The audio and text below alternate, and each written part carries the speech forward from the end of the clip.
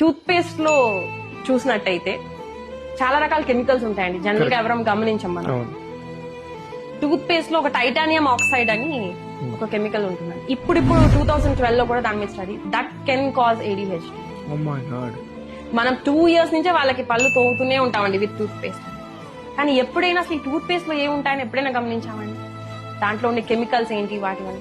ఎందుకంటే చాలా రకాలైన కెమికల్స్, ట్రైసోక్లాన్ అని, సోడియం లారల్ సల్ఫేట్, ఏదైతే దానికి నురగొస్తుందో దీని వల్ల మనకి ఎండోక్రైన్ అనేది డైరెక్ట్ ఎఫెక్ట్ అవుతుంది.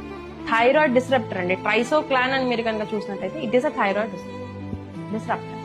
ఎందుకు ఇన్ని థైరాయిడ్ వస్తున్నాయి అంటే వీ హ్యావ్ రీజన్స్ అండి. సో ఇలాంటి ఎన్విరాన్మెంటల్ ఎఫెక్ట్స్ కనుక మనం కనుక తెలుసుకుని వాటి నుంచి వాళ్ళని తక్కువ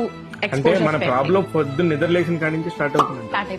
ఫస్ట్ పనిలోనే మనం వాడేదే బ్రష్, ఫుల్ గా కెమికల్స్ తో ఉండే ఇది వాడుతున్నాం. అంటే ఎంత కెమికల్ కి దూరంగా ఉంటే అంత ఆరోగ్యకరంగా ఉండొచ్చు.